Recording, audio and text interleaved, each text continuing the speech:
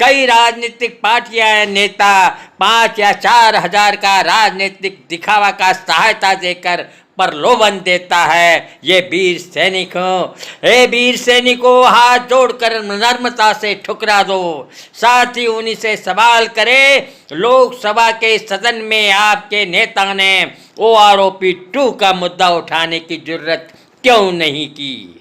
दोस्तों, कोई ऐसा काम न करे जो संविधान सम्मत ना हो और कानून के बरखिलाफ हो। संविधान के अंतर्गत और कानून के अंदर रहकर हमें मांग उठाना है। चिंता मत कीजिए।